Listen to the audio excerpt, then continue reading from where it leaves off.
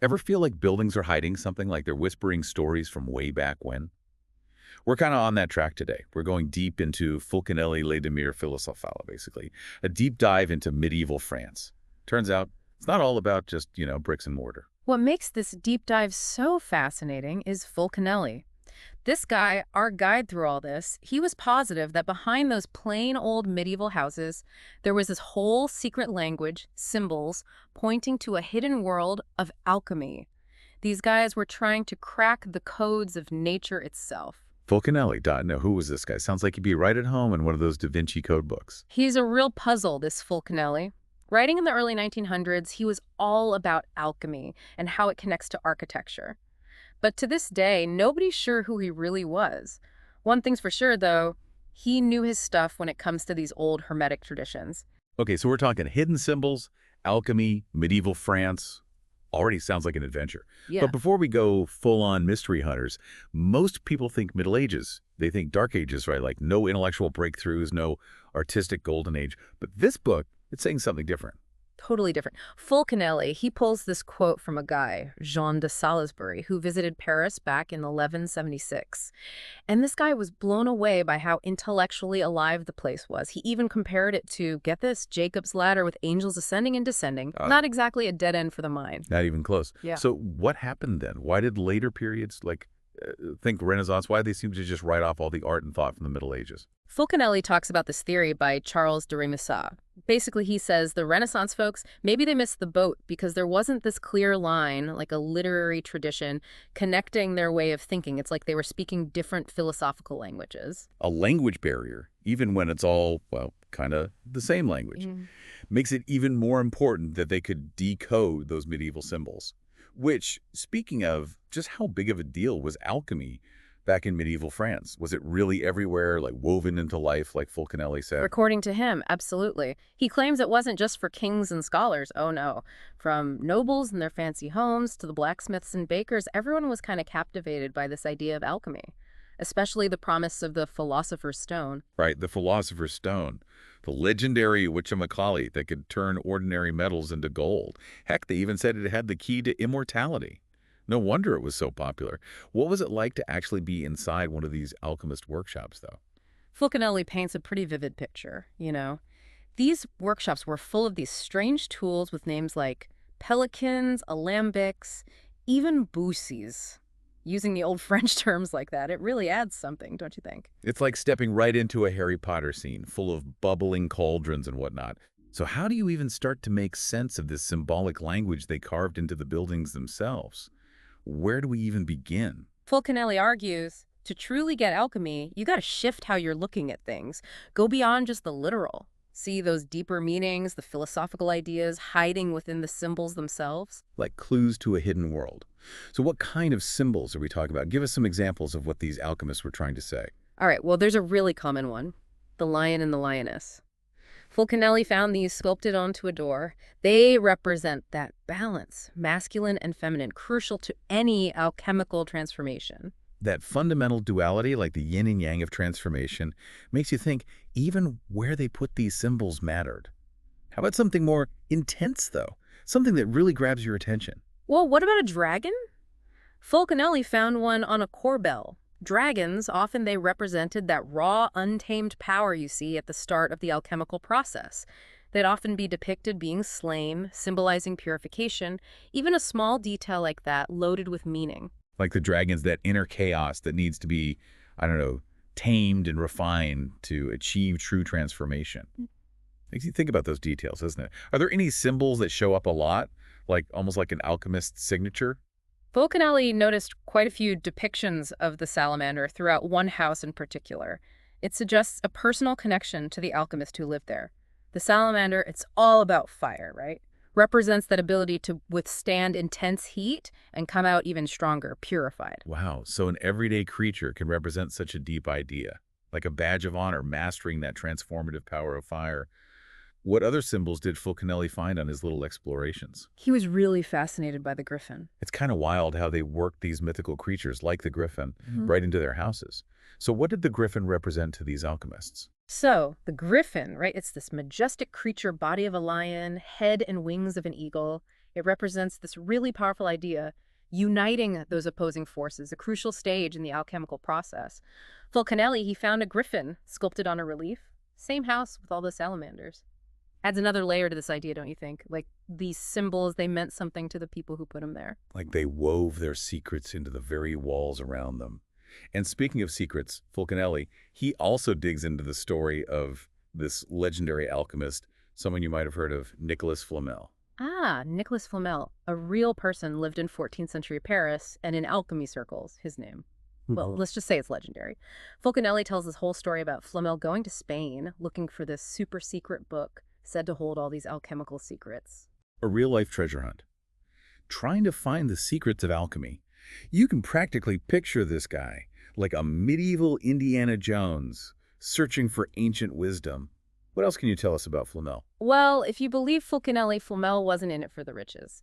He supposedly used his alchemy knowledge for good deeds, funding all these charities. Makes the whole thing even more mysterious, blurring that line between fact and legend. Good point.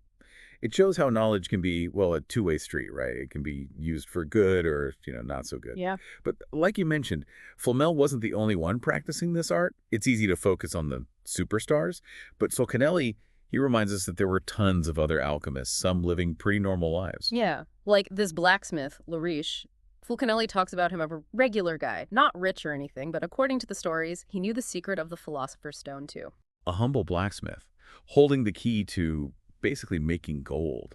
Man, the stories that guy could tell really proves that you can't judge a book by its cover. Makes you wonder how many other alchemists were hiding in plain sight, doing their thing, their secrets masked by just everyday jobs. An intriguing thought, right. But we gotta remember, messing around with alchemy wasn't all sunshine and roses.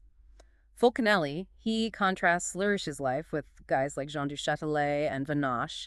They wanted the fame and fortune from alchemy, and it backfired big time, landed them in prison, even got one of them killed. That's a harsh reminder that knowledge can be a dangerous game. Makes Fulcanelli's whole thing about symbols and hidden meanings even more intriguing. It's like those who truly knew this stuff, they wanted to share it, but only with the right people, the ones who knew where to look. Exactly. It's about understanding the language, right? Like, take the letter H, for instance. Fulcanelli sees all this deep symbolism in that simple letter, linking it to big players like Helios, the Greek sun god, and even Elijah from the Bible, who rode up to heaven in a chariot of fire. H for spirit. The power behind all transformations. It's more than just a letter, it's about the shape, right?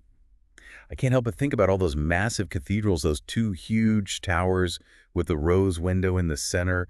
That's like an H, isn't it? You're onto something there. Fulcanelli, he sees that H shape, and he connects it even further back to the pillars, Jachin and Boaz, that stood at the entrance to Solomon's temple. Jachin and Boaz, now, those names ring a bell. Weren't those pillars super important in Masonic tradition and symbols? Is there a link there too? That is a fascinating question. Fulcanelli suggests those medieval masons, the guys who built those incredible cathedrals, maybe they used H as this quiet nod to those legendary pillars, like a hint at a deeper connection, alchemy, architecture, and those ancient mystical practices. Wow. It's like they left their mark on history, but coded it in stone and symbols, waiting for someone with the right knowledge to decipher their messages. Makes you wonder, what other secrets are still out there, right in front of us, just waiting to be discovered? Fulcanelli definitely makes you believe there are more secrets to uncover. One really cool section is about this 17th century alchemist named Cyrano de Bergerac. Cyrano de Bergerac? Wait, wasn't he a playwright? I know that play. The one about the guy, the really big. That's the one. But this Cyrano, he was a man of many talents, let me tell you. Soldier, a duelist, a writer, and, as Fulcanelli points out, an alchemist. Wow, what a character.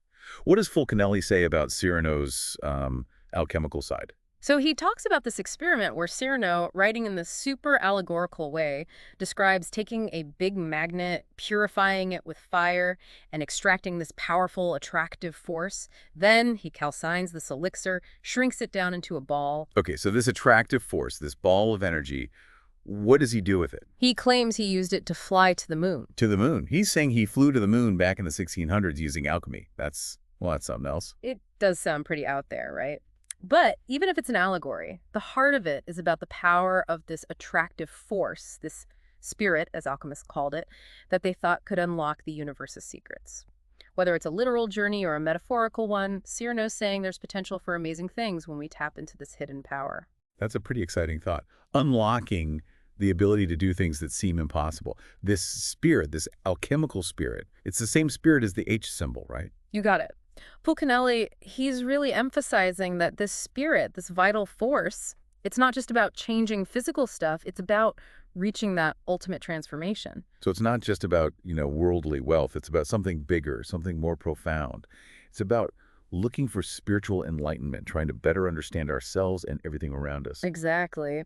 And Fulcanelli believes all those symbols etched into medieval buildings, like the H, the lion and lioness, they're clues to figuring out this hidden order, this spirit that flows through everything. It's all connected. Like those alchemists, they left a trail, and Fulcanelli's showing us how to follow it.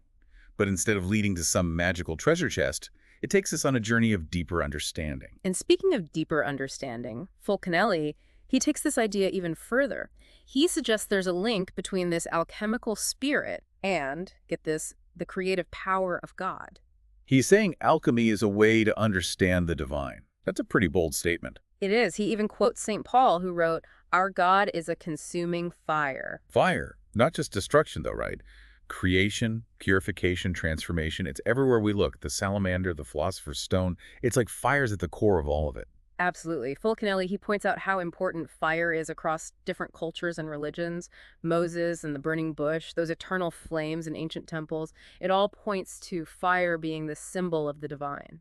It really makes you think, did these alchemists see themselves as like working alongside the divine, taking part in this grand cosmic experiment? Such a cool concept, right? To illustrate it, Fulcanelli brings up this sculpted panel at the Jacques Coeur Palace in Bourges, France. It shows this unusual scene, 3 exotic trees, a palm tree, and 2 date palms growing right alongside these regular plants. And it's all framed by these intricately carved flowers, leaves, branches. The trees. In alchemy, they usually represent growth and change, don't they? The fact that he points out they're exotic. That's got to be important. Exactly. He draws this parallel between that panel and the Roman de la Rose, that famous 15th century French poem, an allegory about love, virtue, and knowledge. He's implying that this panel, just like that poem, speaks in this symbolic language that takes a deeper understanding to really grasp. Like a visual representation of the whole alchemical journey, right?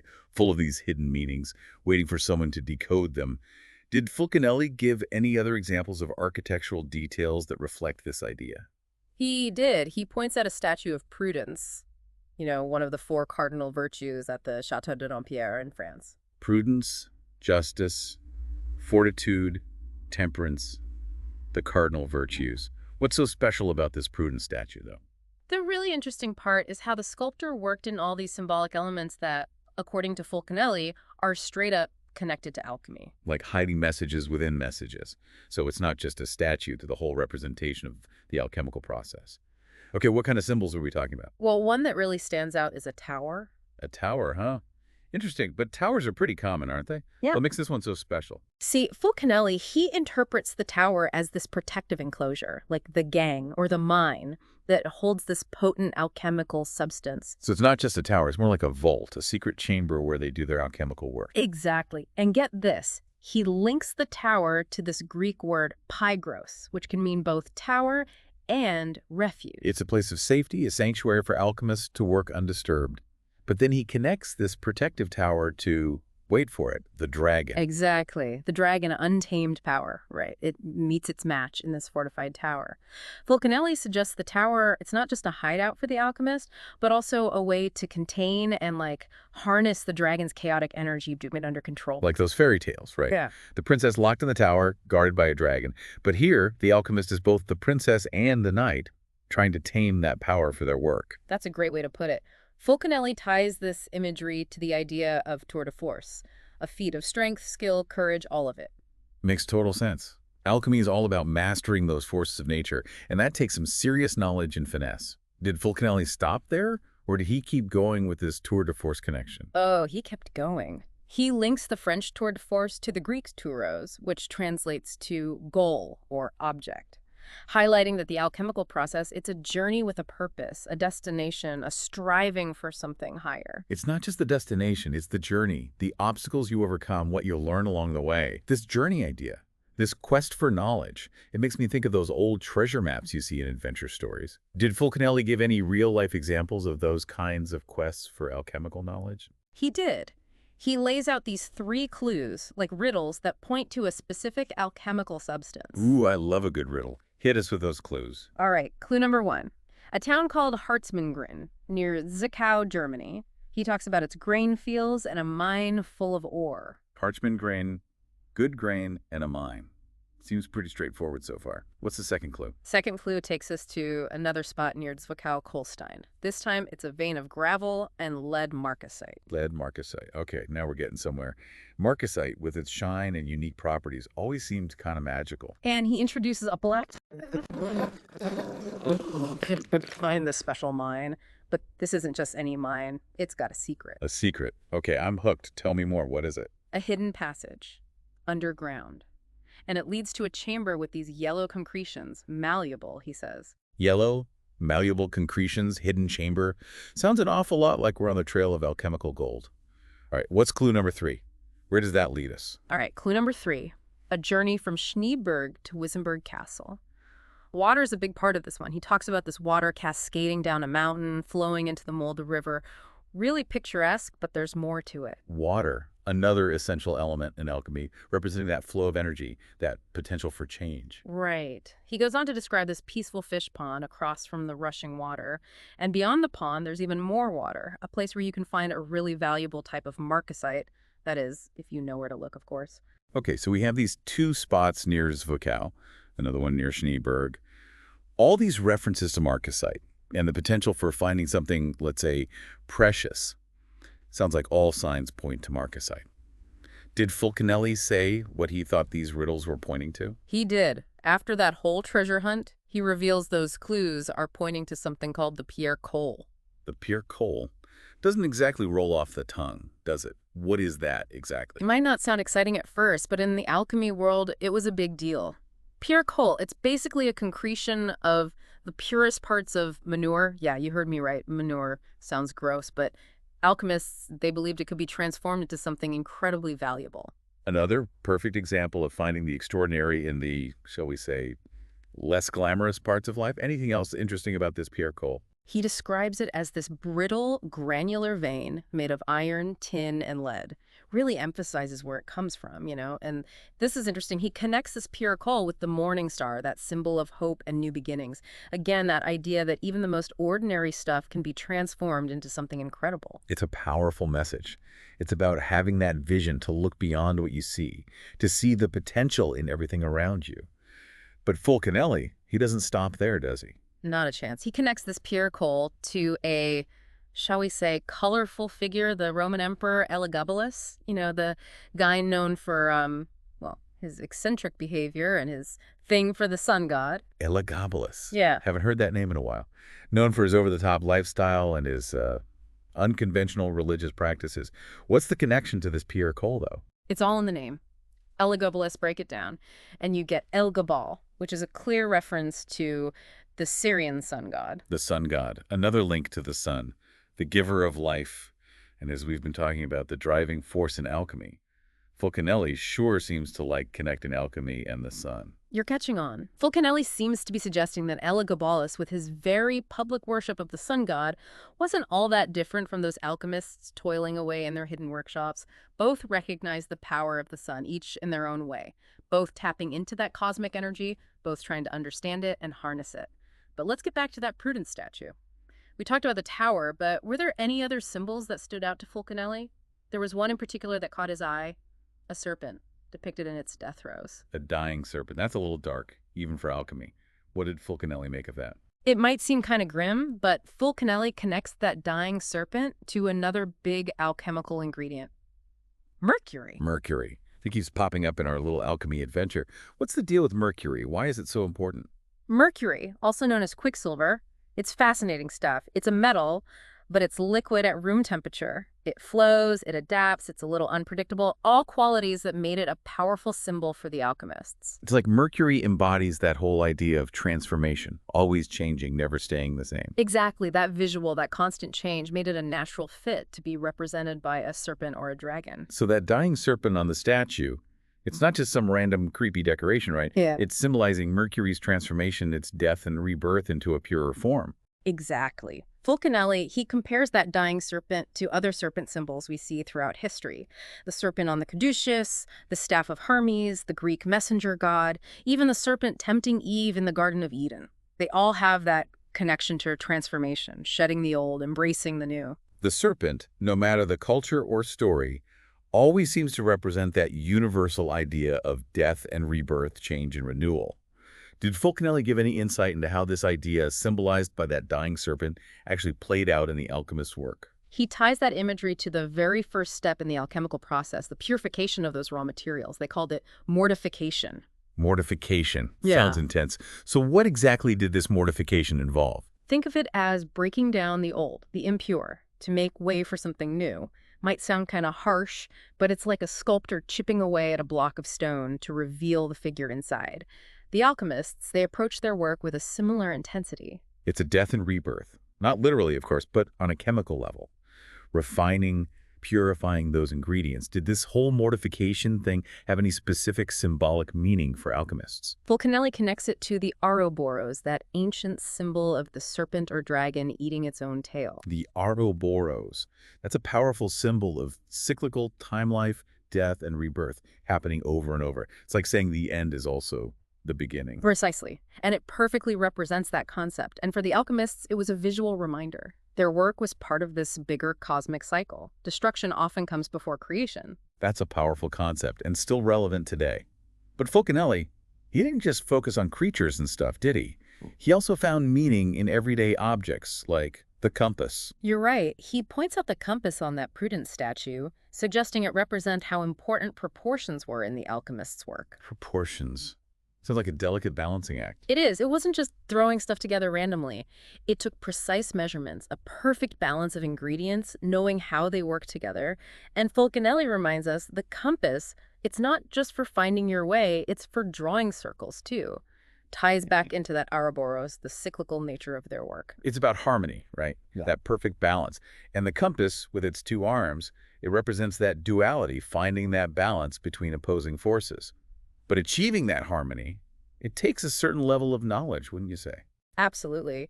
Fulcanelli, he says the compass, it represents two types of knowledge alchemists needed: the weights of nature and the weight of art. Weights of nature, weights of art. What exactly do those refer to? Weights of nature, that's the natural order of things, how elements behave in their natural state, the world as it is, you know. The weights of art, that's the alchemist's ability to understand and use those natural laws, to nudge things in a certain direction to get a specific outcome. It's about working with nature, not against it, understanding it, respecting its boundaries. It's a delicate dance, requiring both knowledge and intuition. Did Fulcanelli give any examples of how this whole weights of nature and weights of art thing worked? He shares this quote from the alchemist Linsar, who wrote, "The virtue of sulfur extends only to a certain proportion of a term." Basically, even in alchemy, there are limits. You can't just keep adding more and more of something and expect it to keep working. Right. Even when you're messing with the elements, there are lines you don't cross. Push too far, disrupt the natural harmony, and boom. Unexpected and maybe not so great results. Any other insights into this balancing act? He contrasts Linthart's words with another alchemist, the Cosmopolite, who wrote, "The weight of the body is singular, and that of the water plural." It highlights that need for balance between opposing forces, the fixed and the volatile, the one and the many. Sounds like alchemists walk a fine line. Understanding and manipulating the elements, but also respecting their nature, their limitations. Did Fulcanelli believe that statue of Prudence, with all its symbolism, represented a specific alchemical process? He saw that statue as more than just a tribute to one process. He thought it represented the entire alchemical journey, a roadmap for anyone looking for transformation. He even connects Prudence to the biblical King Solomon, known for his wisdom and his understanding of the universe's hidden laws. Solomon, right, the guy who built the temple. Legend says he could talk to animals. They say he had this magic ring that let him understand birds and beasts. That's a cool comparison. Exactly. It's about bringing together knowledge, wisdom, and power qualities they attributed to Solomon as crucial for anyone on that alchemical path. It's like the alchemist, just like Solomon wants to master the forces of nature, but not through brute force, through wisdom and understanding. Did Fulcanelli leave us with any final thoughts on this alchemist as Solomon idea? He wraps up his discussion of the prudence statue with this quote from Proverbs. Happy is the man that findeth wisdom, and the man that getteth understanding. What a perfect way to end that exploration of prudence and her link to alchemy. It reminds us that the real treasure at the end of any journey, whether it's physical or spiritual, is the wisdom and understanding we gain along the way. Forget material wealth or possessions. It's about something way deeper, something that lasts. And speaking of profound journeys, Fulcanelli introduces us to another cool figure in Alchemist, totally anonymous, who left behind all these cryptic clues about who he was and what he accomplished. An anonymous alchemist. Now, that's what I call a mystery. What kind of clues are we talking about? One of the biggest clues is his tombstone. Fulcanelli describes it as this intricate masterpiece, but totally impractical. It's a historical artifact, but it's got this deeper philosophical and moral meaning. A tombstone. That's an unusual clue. What can you tell us about it? Where is it? Fulcanelli doesn't say where it is, just that it's a cenotaph, a monument for someone buried somewhere else. It's a symbolic gesture honoring a life lived and a legacy left behind. Like a whisper from beyond the grave, right? Drawing us into the mystery of this unknown alchemist. Did Fulcanelli have any thoughts about the symbols on the tombstone? He connects it to those four cardinal virtues, again, prudence, justice, fortitude, temperance, saying they represent the four knowledges of eternal wisdom. Those virtues keep coming back. They must be really important in Fulcanelli's worldview. What did he think they had to do with alchemy? He felt that embodying those virtues, it wasn't just some moral obligation, it was essential for any alchemist who wanted to actually succeed. He saw them as the foundation, shaping their character and their actions. It's not just about transforming metals, then. It's about transforming yourself, trying to live a good life guided by wisdom and balance. Did Fulcanelli figure out who this super virtuous alchemist was? He did. He reveals his name, Sithon, or Sithonius Scotus. Sithonius Scotus. Now that's a name. Anything else interesting about this mysterious figure? He mentions this English historian, William Camden, who writes about a Sathon house near the coast. A pilot named Howson was shipwrecked there. A shipwreck. This Sithonius Scotus sounds like quite the adventurer. Maybe. Fulcanelli's theory is that this Sathon house, right there on the coast, that was our anonymous alchemist's home. It's like he's putting together a puzzle, right? Using bits of info from history books, those architectural clues, piecing it all together. It's incredible how he can weave together what seem like totally random threads to tell a story. Did he find anything else out about this Sithonius Scotus? He links Sithonius Scotus to the Order of the Thistle. The Order of the Thistle. They're an ancient order connected to St. Andrew, Scotland's patron saint. Sounds like this Sithonius Scotus is a pretty big deal. Seems like it. Being part of the Order of the Thistle means he was probably a nobleman, someone with a strong connection to tradition and maybe even some of that ancient mystical knowledge. It's fascinating thinking about this alchemist shrouded in mystery. His life is like a tapestry of history and symbolism.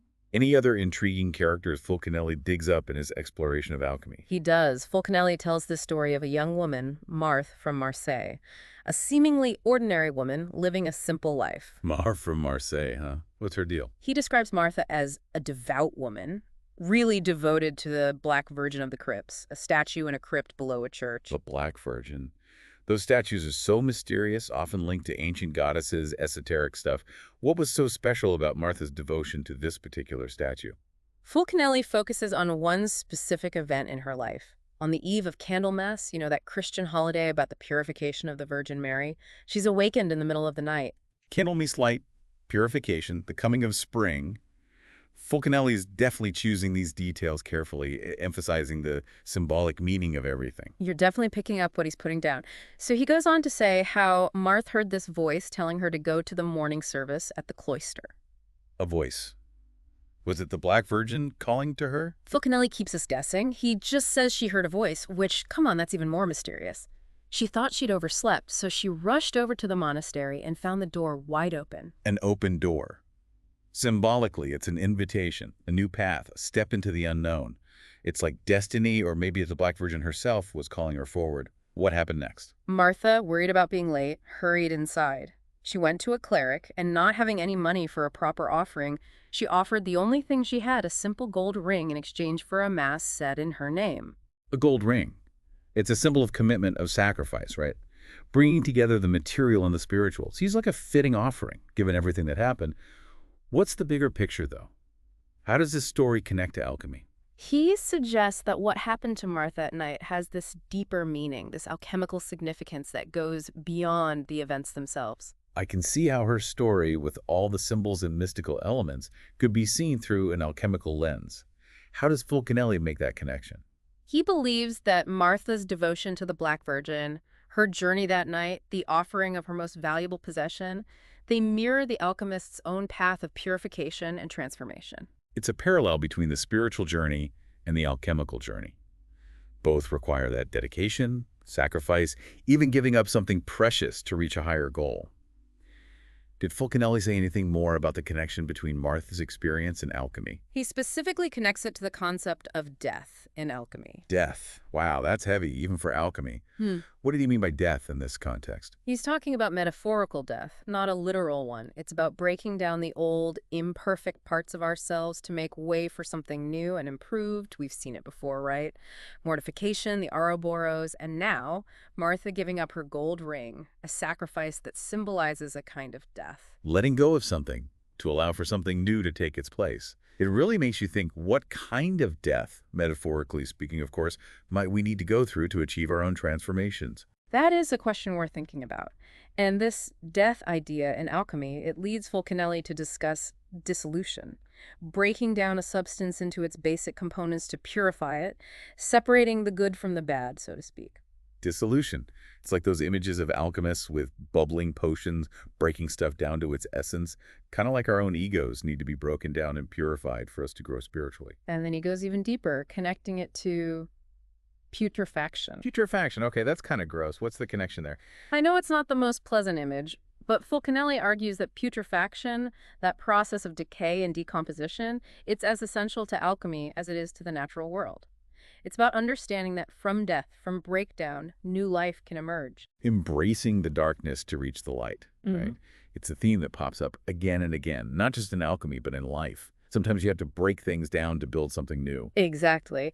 And Fulcanelli uses images of skeletons, even corpses, to drive home this point. He wants us to remember that transformation, it often means confronting the more, shall we say, unpleasant parts of ourselves and the world around us.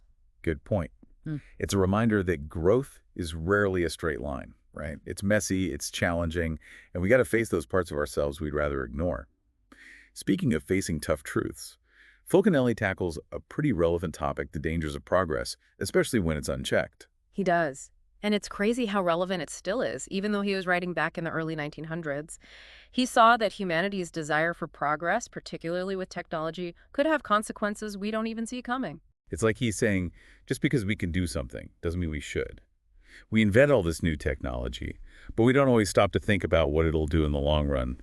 What specific concerns did he have about all this progress? He was worried about how fast-paced and stressful modern life was becoming. Ironic, right? Because technology makes things easier, but it also makes them more stressful. It's the double-edged sword of progress.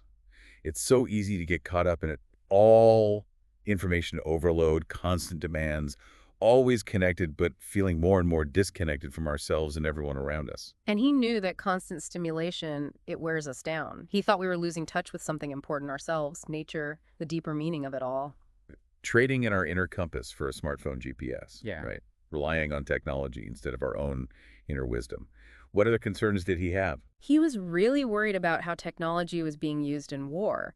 He argued, and He was right to be worried, wasn't he? The things we can do now, it's scary. Did he have any thoughts on how to fix it, this imbalance between what we can do and what we should do? he thought maybe those old alchemists with their whole thing about inner transformation and cycles, maybe they had a point, you know? Maybe they hold the key to dealing with some of these modern problems. So instead of trying to conquer the outside world, maybe it's about changing ourselves from the inside out, mastering our own, I don't know, inner landscapes instead of trying to control everything around us. Did he give any specific examples of what we could learn from these alchemists? He talks a lot about their understanding of cycles, history repeating itself, periods of turmoil followed by periods of peace and growth, destruction and creation, two sides of the same coin. It's comforting in a way, right? Even when things are at their worst, there's always the potential for a new beginning. It's a hopeful message, especially when we think about how cyclical catastrophes really could happen. Speaking of, Fulcanelli connects these cycles to one of the most famous stories of destruction and rebirth, the Great Flood from the Bible. What did he get out of that story?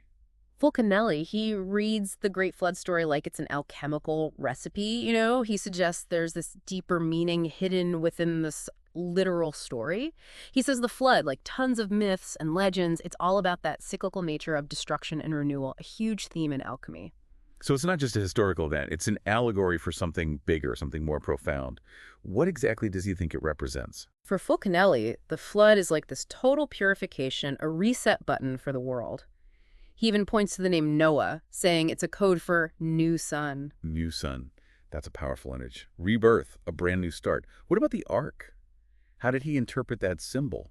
He says the ark, it's not really a boat, but the beginning of a new era. It's that safe place where the seeds of a new world can grow.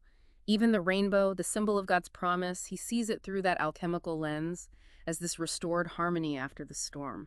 So the flood, as awful as it was, it ultimately served a purpose. To cleanse the world, to make way for something new. Even when we face terrible loss, something good, something hopeful can come out of it. But did Fulcanelli think this pattern of destruction and renewal, did it go beyond just a single flood? Oh, absolutely. He connects it to the legend of Atlantis, that lost continent that sank beneath the waves. Atlantis.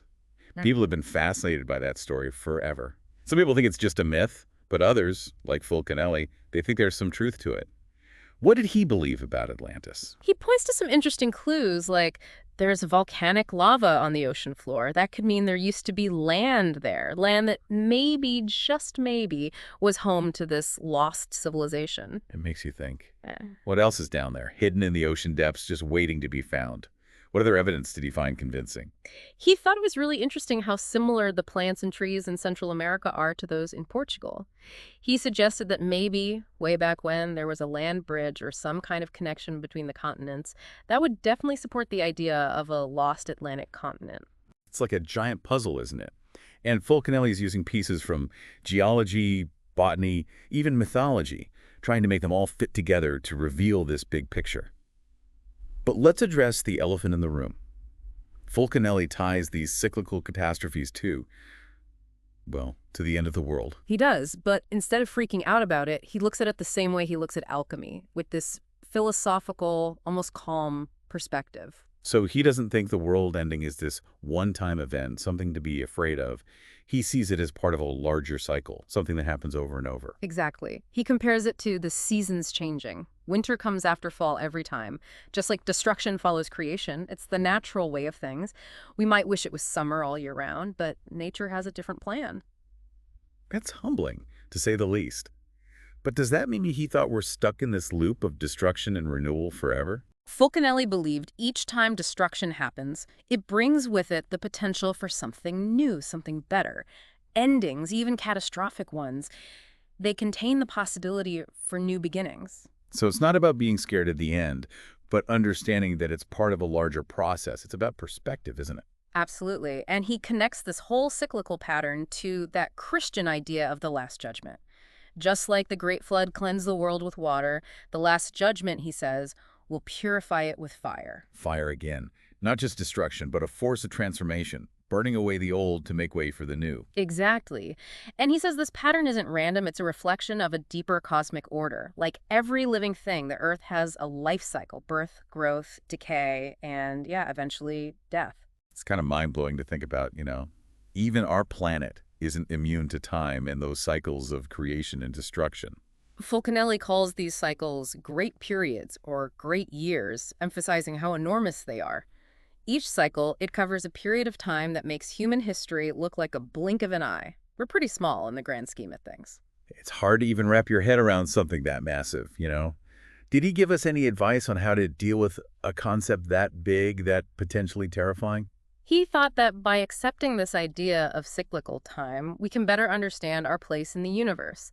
We can see our lives not as these isolated things, but as part of something bigger, something that's always unfolding. Again, it's about perspective. It's about zooming out, looking at the whole picture. It's easy to get caught up in the everyday stuff, the dramas, the worries. But if we can step back, see ourselves as part of something larger, maybe we can find some peace, some sense of belonging, even when everything feels chaotic. It's a really powerful message.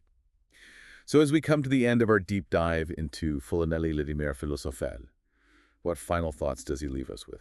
Fulcanelli, he suggests that those medieval alchemists, the ones people often dismiss as being stuck in the past, maybe they understood something we're just starting to rediscover. Maybe modern science is just catching up to what they knew all along. He wants us to keep an open mind, to be curious, not to write them off. It's a good reminder that progress doesn't always mean moving forward in a straight line, does it? Sometimes it means circling back, rediscovering truths that we've lost sight of. So what's the verdict? Were these alchemists wasting their time, or were they onto something profound? That's the question Fulcanelli wants us to think about. He challenges us to look deeper, to see the world with a sense of wonder, and maybe, just maybe, to uncover those hidden connections that tie us all together, past, present, and future. It's like he's saying the universe is a book written in this secret code, and it's our job to crack that code. What an amazing journey this deep dive has been. We've explored those hidden symbols, gotten inside the minds of some fascinating alchemists, and grappled with the mysteries of time and the universe. We hope this has inspired you to look at your world a little differently, to keep asking those big questions, and to never stop looking for the wonder that's all around us. Until next time, happy exploring.